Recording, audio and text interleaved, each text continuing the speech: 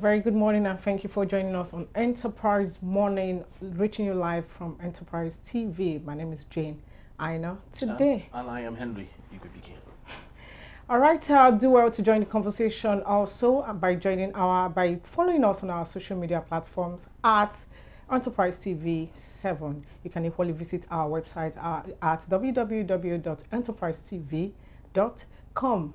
We also have today live joining us Emeka Madunago. Yeah, thank you. He's a friend to the house, and thank you for always coming. Thank you very much. All right, so our kick-starting today, Henry, with our We're starting newspaper. off today with the Guardian newspaper for today. We have lots of interesting stories here. And big story, you have Nigeria risk losing youth for generations to drug abuse, mental health crisis.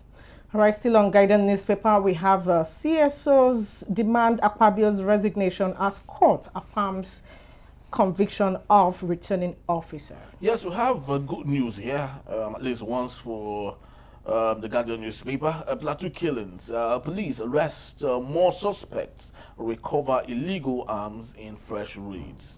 All right, we still have same on Guardian newspaper. FEC prioritizes local industry under Nigeria First policy. And also terrorism parliamentarians groups advise U.S. against designating Nigeria. Still on Guardian newspaper, we have 77% of UTME candidates score below 200.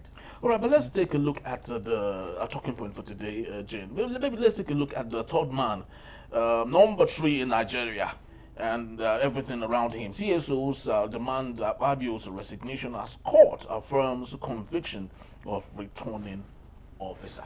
Emeka Madunago. It's only in Nigeria where you would see someone who has committed a crime, and the person who was complicit to that crime is let loose, while the person who truly did commit it is hanging by the gallows. Yeah, that's because the person who committed it chose to offer himself as a burnt offering, for a sacrifice. I mean, we are free moral agents. We have our rights, human rights. And then each of us has, all of us have the same 24 hours. There's nobody who has more time than the other person. It's 24 hours in a day. And what you choose to do with it is entirely, basically, ordinarily up to you.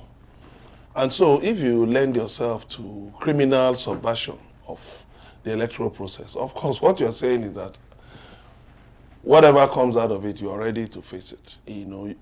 Yes, I know the CSOs have rightly called for Akpabio's resignation. Yes, I agree with them. But I also look at the other side of it. You see, the man who chose to go and commit the crime was a professor. He knew it's expected that a professor, somebody who is well versed in learning, when you are leaving university, with your bachelor's degree, you are given a certificate that says that you have been found worthy in character and learning. It's not learning and character. They say in character and learning. Therefore, for a professor, is somebody who finishes his or her bachelor's, came back to the university for a master's, came back again for a PhD, and maybe some other degrees, and then started lecturing, teaching over the years. To get a professorship, I think it's about lecturing about 15 years, for about 15 years, writing in journals, writing books and all. So you have accumulated, cognate experience in shaping character and learning. How come you now, at the peak of your career, get yourself, into a pond infested with sharks? It's just like the other professor the other time at Obafemi Awolowo University, excuse me, who was demoted and dismissed for sexual harassment. I was now wondering, how beautiful can a woman be to the extent that a man who has, attained such a glorious level in life will just bring himself down? I mean, what is it? How much were you offered that you on your own cannot? If you can't make such money, then forget about it. It's not money you need. You don't need it.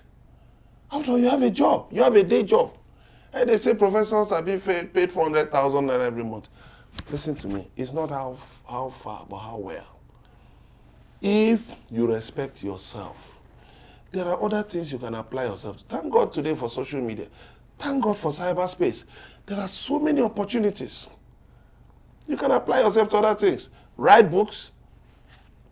Be a speaker at conferences. You can go into agriculture, agro-processing. There are many things you can go into. In fact, one of the interesting things, one of the positive spin-offs of the sad economic situation we have in Nigeria, which is not well spoken about, by the media, the large media team of President Bola Tinubu, is that it has brought out creativity in Nigerians. It has turned people in the direction of, looking for different legitimate. I know there are some who also going to illegitimate, but I'm talking about those who have gone into legitimate means of. I, for one, I didn't know I could be a farmer, but now I've begun to, look into farming, get interested in farming, blogs and websites, and handles on social media. So, why would you go and destroy your career? Because of what? Subverting the electoral process, subverting the democratic process. Do you think that money you are offered, or even if Akpabio is your brother, that benefit is eternal? Akpabio, even if he spends like some congressmen and senators in the U.S. Congress who have spent so many years, you can only spend so many years here and quit. But Emeka, this is not actually peculiar to the professor, Professor Mahmoud Yakubu. Of course, we are not saying that he is complicit of anything. But of course, when you look behind the curtain, you see lots of things, directed to Mahmoud Yakubu and what he has done, especially for the 2023 general election. The shutting down of the IREF while the results come. Yes, all of those things, yes. You cannot blame Mahmoud Yakubu directly because he was not the one controlling the IREF. Unless you can bring evidence that he actually directed the shutting of the IREF. Because if you look at it, they said that they filed reports with the relevant agencies that there were attempts to compromise the IREF.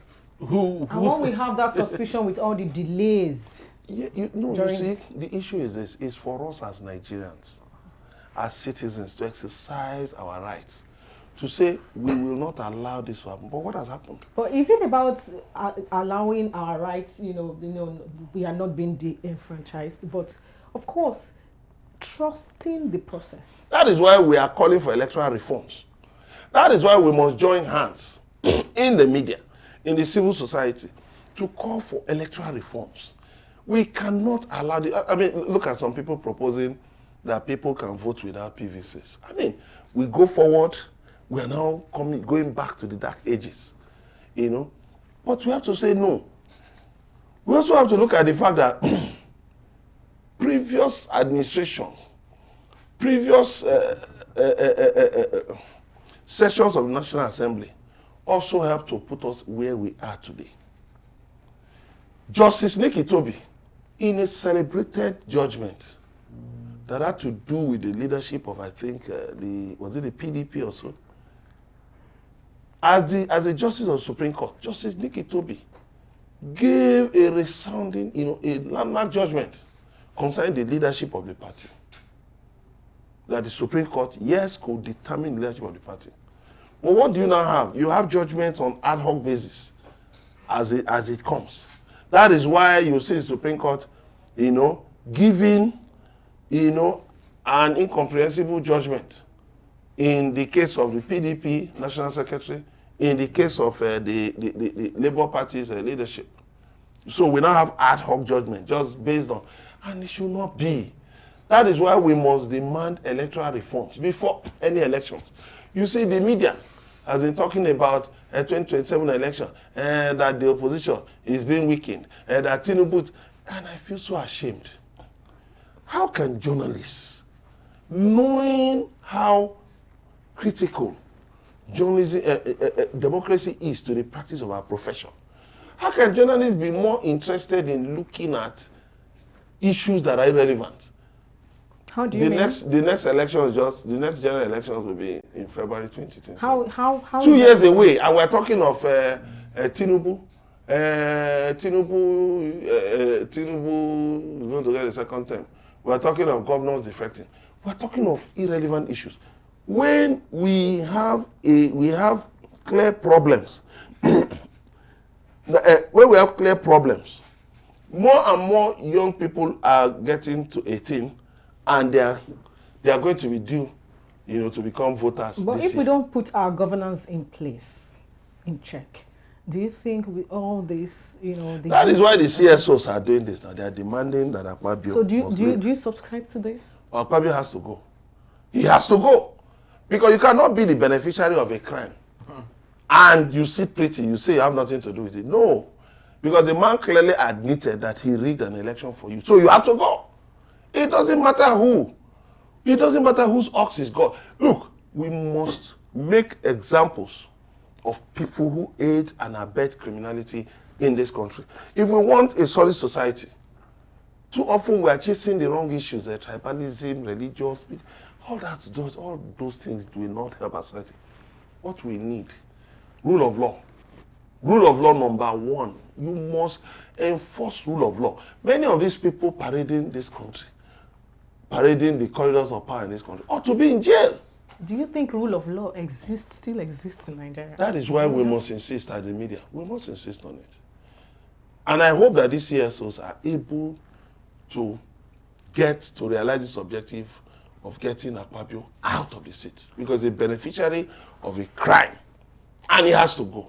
All right. While we, of course, still deliberate on that, we'd love to, on that particular story, still say our congratulations to the returning officer in Abia State, Professor Nnenna Oti, who, of course, despite every desire to induce her, to compromise the election that allowed Alex Oti as the governor of Abia State, she refused blatantly. And of course, today she is a model of returning officers in Nigeria. And I sincerely hope that the INEC would incubate more of Professor Nnenna Oti, such that, just like Jane did say, respect for the rule of law, can be again in Nigeria. Emeka, let's take a look at another story here. 77% of UTME candidates score below 200. In an age where social media is now the numero uno for young people, and especially they see young people like them. And the advent of artificial intelligence. Artificial intelligence also. Where we don't have to visit the library and exactly. Through just go to ChatGPT, DeepSeek, and all that. No. For me, why do we still have this? For me, let's not, with due respect, let's not deflect blame. When we were growing up, we had video games like Nintendo. There were comics. There were enough things to distract us. I, for one, what young people did, I did them. Just I didn't go into drug abuse, thank God. But those things, we went to parties, we did everything that young people were involved, but we didn't lose our heads. We didn't lose our heads. So, social media should actually even make it easier to learn these days. So because the library, you have the library in your hands. You have Google University. You have the websites of various organizations involved in learning. They are on your phone. What are you reading? That is a question. Facebook will ask you, what's on your mind? It's a very important question. What is on your mind? If you are serious about your studies, Facebook is a good companion, because there are many handles that have to do that advanced educational courses on Facebook. There is a website that I know that you have scholars, take their works and put on the website for free. They don't even put their name. They say, if you like, you can take it, go and put your name. No problem. It's there. And it contains a lot of scholarly works. So yet, why do we have this mass failure? Now, the issue is this. One, the timing of the JAMB exam So we should was a problem. So we should deflect. No, I'm coming. To timing. I'm coming. No, I'm going to list some things. That timing, 6:30 for verification. I hope that JAMB will not get into such again in future. That that is to one side. But the major thing is that the home has collapsed. The home as the foundation of social development, of character formation, of primary socialization, the home has collapsed. Many parents are now outsourcing the upbringing of their children to schools, and schools cannot do anything. You don't want to spend time with your children, going through your children's homework. You don't want to you can spend money going to parties, buying ashwebi for parties, but you cannot spend money on buying novels for your children. You can spend money on buying Brighter Grammar. When we were small, we used Brighter Grammar. Student Companion, that was produced by that man, that late, very brilliant man from Akure. Fagbemi, I don't remember his name. Fagbongbe. We have all those resources. They are still there. There was a day I sat down with Student Companion. It was as if I didn't know anything.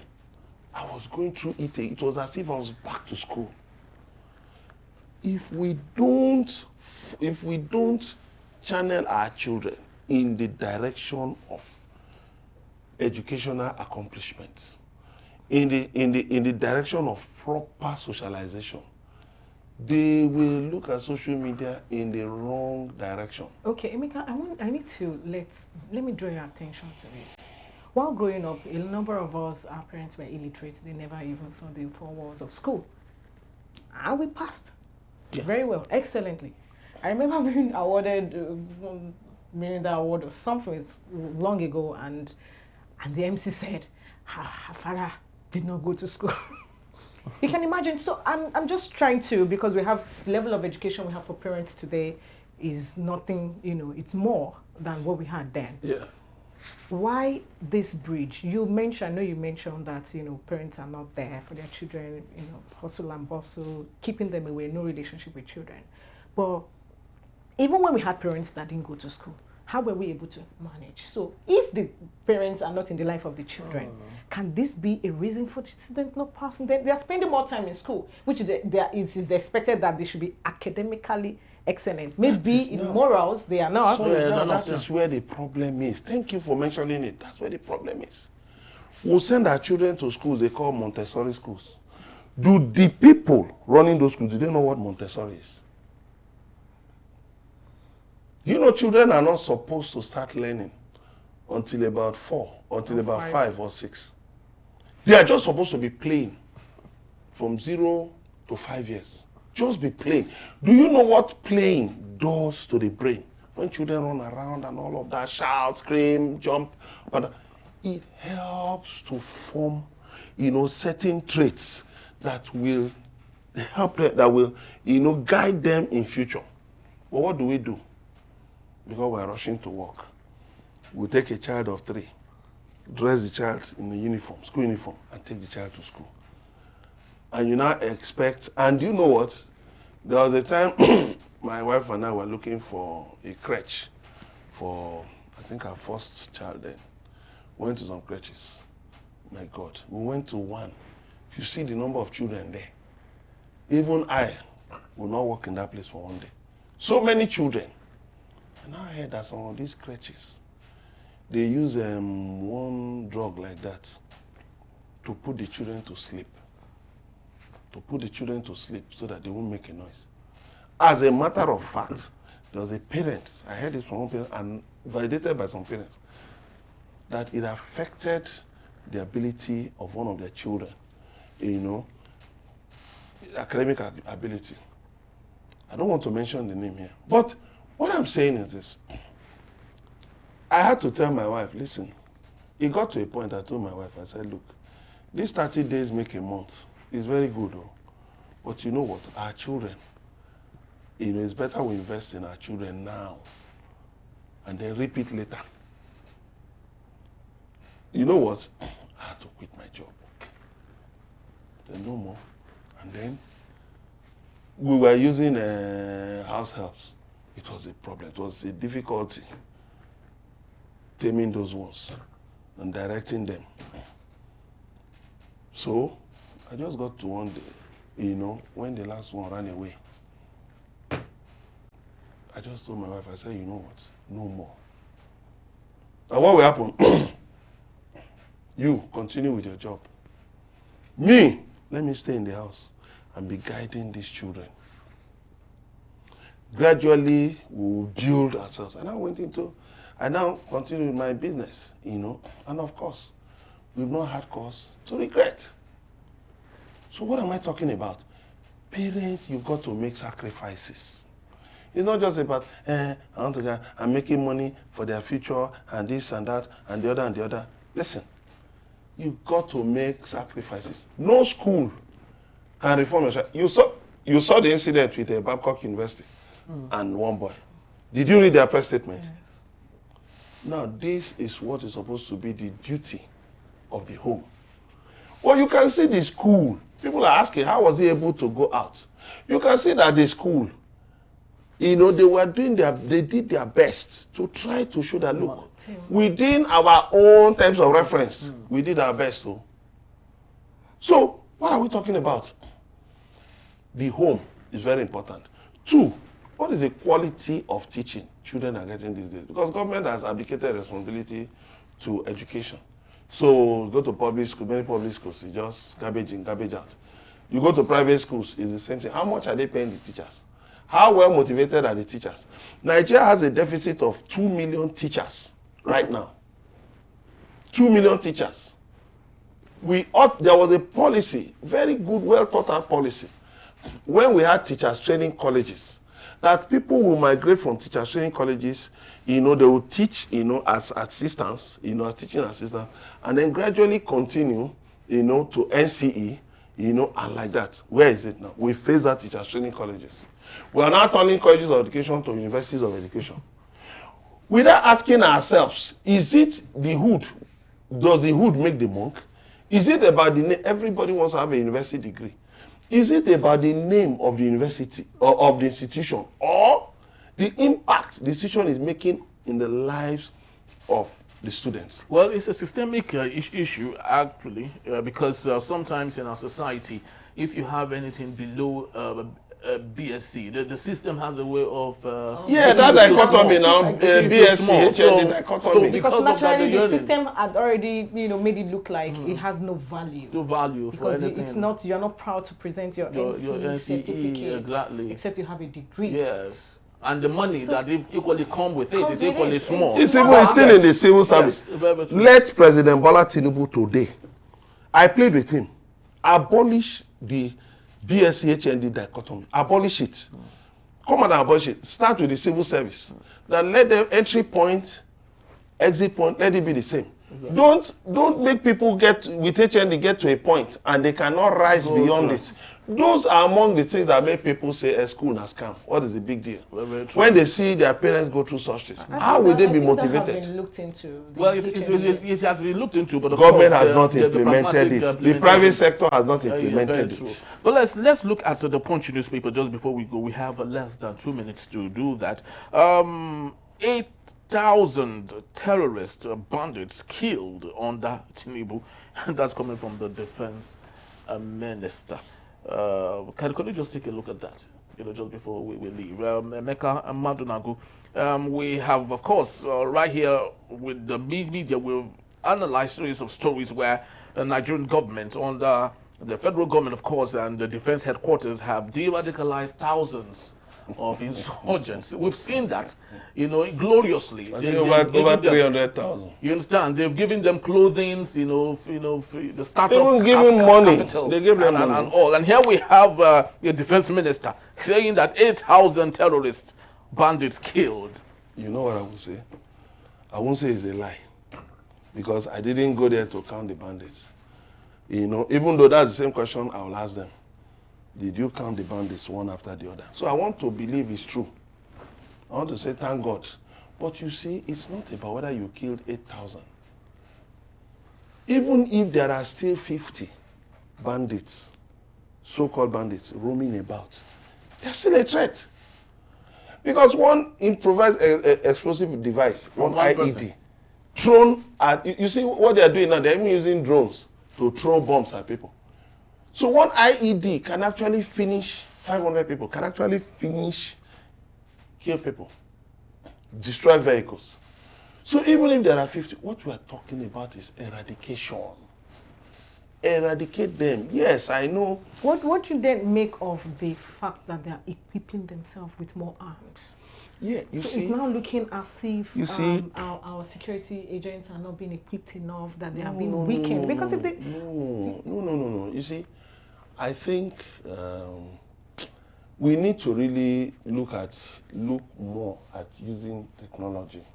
Like the president has said. Yes. When I talk about technology, we will. It's a combination if these bandits are using drones and the likes, you cannot just I'm imagine. going to address it. I'm going to address that.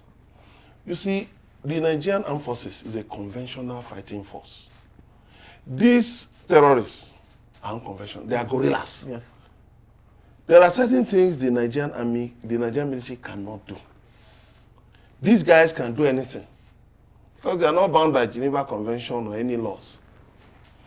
So, in rehabilitating the so-called repentant terrorists, Nigerian military is keeping in line with the Geneva Convention. Okay. Let us give it to them. Because Cameroon is doing it. Niger Republic is doing it. And some other countries around us, they're also doing it. I did my research and I found out that they're also engaged in rehabilitation of terrorists in their own areas. So it's in line with international conventions. But there are certain things they need to look at. Yes, the radicalization is very, very important. And then they also need to look at the roots of some of these things.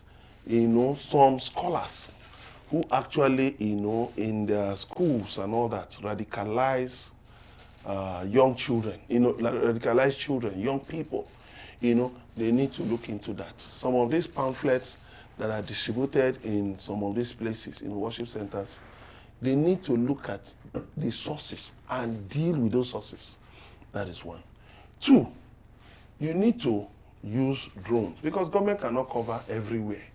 You need to also use drones to get to these people. Three, you can also use air balloon, you know, these balloons. There are these defensive, you know, balloons that you can position in military bases.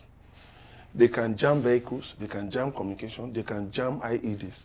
They can do a lot of things. They can help you to detect when there is a movement of terrorists, you know, from a distance. They can give you advance warning. You know, these things are being used by other countries. Then we have to... So what's the constraint we're having in using all this technology? Well, I don't know. Well, it's the government that should tell us what is constraining them. Then the big elephant in the room is this. I've asked this question many times. Where is the Nigerian Air Force in all of this? Because we find out that, you know, the army has been carrying a chunk of the battles for many years, even before Tinubu. We bought Tucano jets. What is happening? We said we refurbished our Alpha jets. Where are they? We said we bought jets from Pakistan and some countries, helicopters. Where are gunships? Where are they? These things should be put to good use because let me tell you, air power, if we use air power against these people, they don't have air power. That is one area where they're at a disadvantage. They can only use drones. But you can actually have air defense systems that make their drones useless. So if we use our air power more decisively, I don't know what the problem is, but I hope they can deploy the air power more decisively. Then I will also appeal to the Nigerian Army. The Nigerian Army has an air wing. Let the Nigerian Army resuscitate his air wing, get his own pilot train, so that when there is the advanced movement, you know, when the armored corps are moving and the artillery are following closely, you know, let the air wing also be there. Well, I just hope that they won't have, we won't have another series of mistaken drop of bombs. No, that is why communication. Like we had in Kaduna. No, even in Rand, Yeah. in Borno State. In Borno. No, you can. You see, that is why you can see the Nigerian military trying now to, to civilize its operations, its communications. So you can reach out to people. Then the political class also has a duty too. The governor of Borno State has said he wants to close IDP camps by 2027. He has resettled, I think, over 100,000 people in their villages, which is very commendable. So, but what you need to do, what he needs to do is this. If government, like the National Security Advisor, Malam Nuribado, says that, said, if government cannot put a soldier or policeman in every area, or at least you can make use, there's a way you can make use of resources. You can even bring some of your retired officers, some retired soldiers, and use them to protect some of these places. Exactly, community. Instead of them just living in penury, you can use it to rehabilitate. After all, you see retired civil servants. You see some agencies and engage them. You can use this as a way of helping your, retired officers, even non-commissioned officers and all that. And still pay them salary. Pay them at least. They will keep body and soul together. They're experienced in weapons handling. They're experienced many of them are experienced in the battlefield.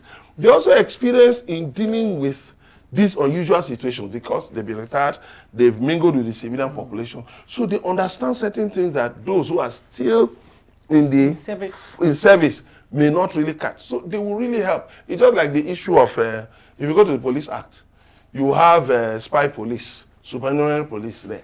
It says that they can serve as orderlies to ministers. They can serve as orderlies to certain categories of government officers. So why do you have, why do you still have policemen guarding VIPs? Why not remove those policemen, take them out there to internal security operations and let the spy police, let them, you can tweak the law. You can actually train them in weapons handling. And then instead of having to go and rely on vigilantes only, you can get these people through this thing because these spy police, they are trained. So if you recruit more people, you get them properly trained, you will see that they can protect the VIPs for you. While the real policemen, they are able to deal with international security.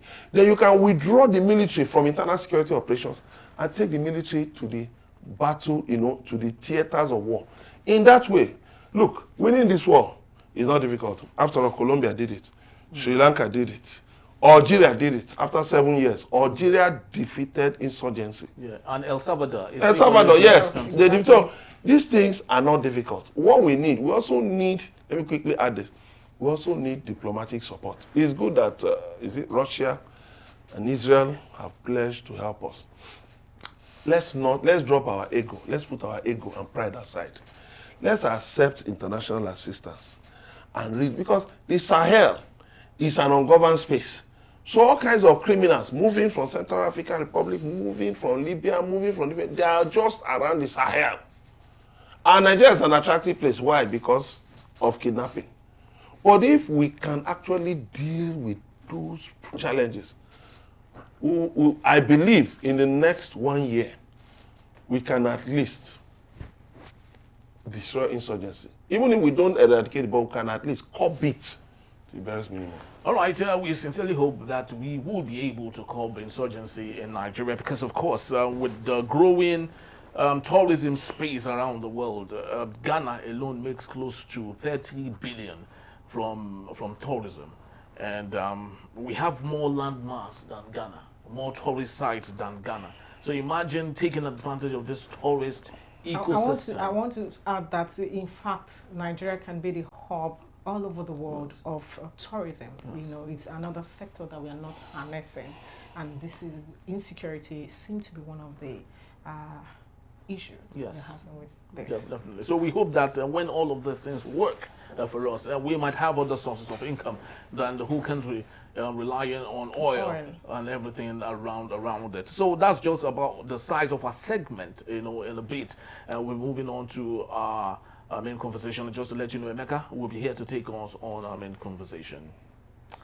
Right, when we return, Onanuga dismisses additional's GDP claims as false, incomplete. When we return, do join us again. Yeah.